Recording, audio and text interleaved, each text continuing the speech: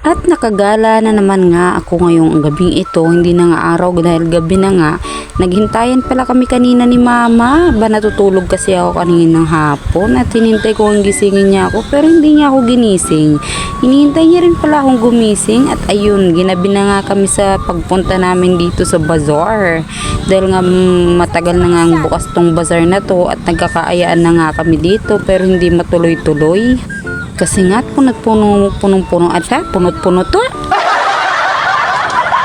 Ayun, punong-puno nga yung schedule ko at linggo nga lang ako walang pasok. At minsan naman pag linggo talagang pinapapasok kami ng amo ko dahil nga tambak ang trabaho.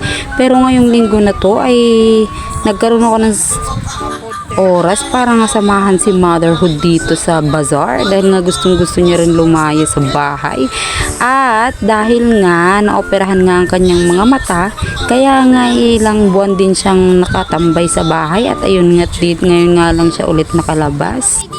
Halina nga kayo at pasukin natin tong bazaar na ito, tingnan natin kung gaano kaganda ang paggawa dito ni Mayor. Aba, wow!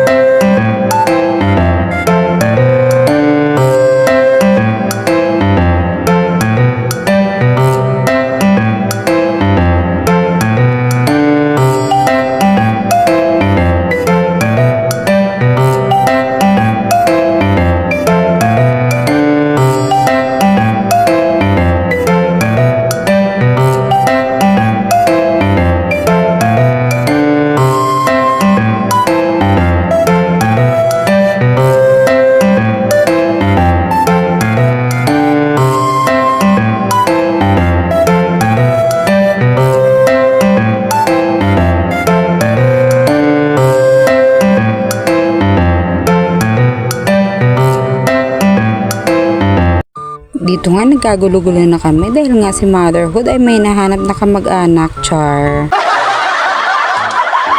Naghahanap nga siya ng masusuot niya sa pag-uwi namin at soonest na nga yun kaya dito siya naghanap ba't wala nga siyang makita dahil nga ito yung lahat ay puro pang bagets lamang.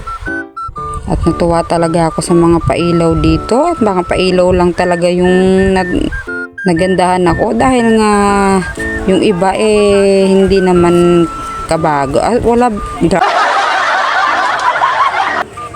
wala naman talagang ibang bago. Dito nga naghahanap ako ng mga kasama namin dahil nagkahiwa-hiwalay nga kami. Aba, yung iba yung magkakamukha na talaga. Hindi ko na mamukhaan kung sino yung mga kasama ko. At sobrang daming tao nga naman kasi at yung mga alaga nga namin ay nag-aayana ng dito nga sa may food court dahil nga nagugutom na nga raw sila at ako'y busy sa paghahanap ng aming kasama dahil nga naliligaw na sila at hindi kami din naman. Pero iisa lang naman ang aming uuwian na ba.